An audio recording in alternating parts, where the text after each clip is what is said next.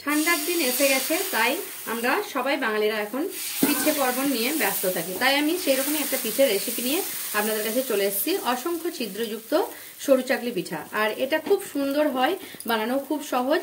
আর এই পিঠেটা কিন্তু যে কোনো মাংস, রুটি, লুচি বা সবকিছুর সঙ্গেই খাওয়া যায়। আর পিঠেটা দুধ গুড়ের সঙ্গেও আপনারা খেতে পারেন। তাহলে চলুন দেরি না করে দেখে নেওয়া যাক আমার আজকের ভিডিওটি। সরু চাকলি পিঠা বানানোর জন্য একটা কাপে মেপে আমি 2 কাপ চাল নিয়ে নিয়েছি, আতপ চাল। আর এখানে হাফ কাপ ভাতের চাল দিয়ে দিচ্ছি। এই কাপে মেপেই কিন্তু আমি 2 কাপ আতপ চাল নিয়েছি, হাফ কাপ ভাতের চাল। এবারে এটাকে ভালোভাবে ধুয়ে পরিষ্কার করে তারপর আমি ভিজিয়ে রাখবো রাত্রে, মানে সারা রাত্রের জন্য। আপনারা 4-5 ঘন্টা ভিজিয়ে রাখলেই হবে। আর যেহেতু ভাতের চালটা আছে সেই কারণে 4-5 ঘন্টা ভিজাতে হবে।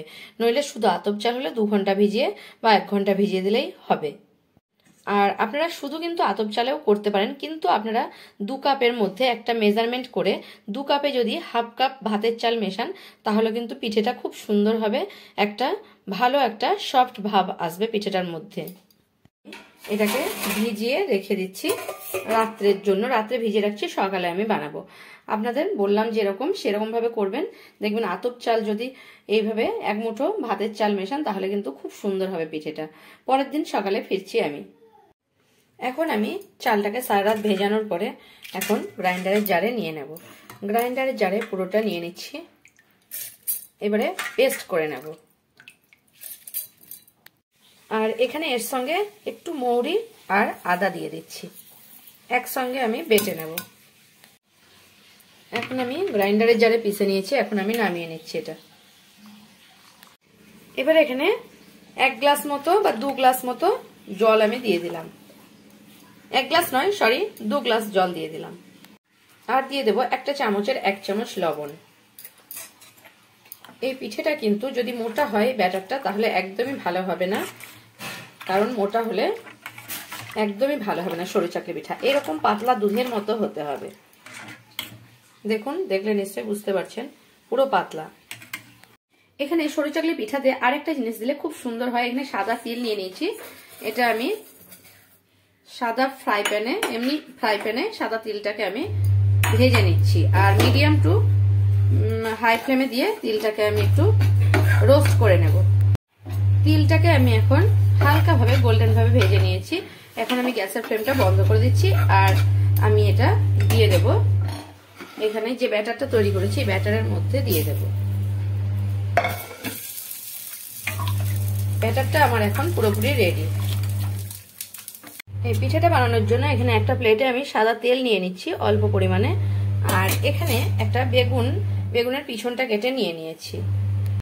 এই পিঠাটা বানানোর জন্য এখানে একটা ননস্টিকের তাওয়া আমি বসিয়ে নিয়েছি। আপনারা লোহার তাওয়াতেও করতে পারেন। এখানে এই বেগুনের পিছনটা হালকা এভাবে নিয়ে তেলের মধ্যে নিয়ে এই তাওয়ার মধ্যে দিয়ে এভাবে আমি ভালোভাবে নিয়ে নিলাম। ননস্টিকে অতটা দরকার হয় না, একবার দিলেই হয়, কিন্তু লোহার তাওয়া হলে যতবার পিঠাটা করবো ততবার দিতে হবে। এখন তাওয়াটা আমার গরম করতে দিয়ে দিয়েছি। আর এটাকে ভালোভাবে হাতার সাহায্যে এভাবে গুলে নিচ্ছি। এবারে এই তাওয়াটা আমার গরম হয়ে গেছে। 1 হাতা আর হাফ হাতা মতো আমি দিয়ে সঙ্গে সঙ্গে এভাবে তাওয়াটা ধরে ঘুরিয়ে নিচ্ছি। এভাবে ঘুরিয়ে নিচ্ছি আর হাই ফ্লেমে দিচ্ছি। দেখুন কতটা সঙ্গে সঙ্গে অসংখ্য ছিদ্রযুক্ত হয়ে গেছে। এইভাবেই সরু চাকলি পিঠাটা কিন্তু খুব সুন্দর লাগে। আর এভাবে হাই ফ্লেমে দিয়ে আমি এটাকে 2-1 মিনিট হতে দেবো, খুব তাড়াতাড়ি হয়ে যায়। এবারে দেখুন সাইডগুলো কিন্তু আমার ছেড়ে ছেড়ে যাচ্ছে। দেখলে নিশ্চয়ই বুঝতে পারছেন কিভাবে উঠে আসবে পিঠাটা। দেখুন ঠিক এভাবেই উঠে আসছে। আর এভাবে নিয়ে আমি এটাকে এখন একটা প্লেটের মধ্যে উঠিয়ে দিলাম। দেখলেন তো কত সহজে সরু চাকলি পিঠাটা তৈরি হয়ে গেল। এটা কিন্তু আপনারা সবকিছুর সঙ্গে খেতে পারেন, যে কোনো তরকারি বা মাংস বা দুধ, গুড় যা কিছুর সঙ্গে হলেও খেতে পারেন। এভাবে আমি বানিয়ে নেব আরো 2-1টা। এখন আমি কয়েকটা পিঠে করে নিয়েছি। দেখুন কতটা, দেখলে কাছ থেকে দেখাচ্ছি কতটা সুন্দর হয়েছে পিঠেগুলো। আপনারা দেখে নিশ্চয়ই বুঝতে পারছেন। আমার ভিডিও যদি আপনাদের ভালো লেগে থাকে তাহলে আমার চ্যানেলকে সাবস্ক্রাইব করার অনুরোধ রইল। আর কমেন্ট করে জানাবেন রেসিপিটা আপনাদের কেমন লাগলো। যদি ভালো লেগে থাকে তাহলে একটা লাইক করতে ভুলবেন না, আর প্রচুর প্রচুর শেয়ার করবেন।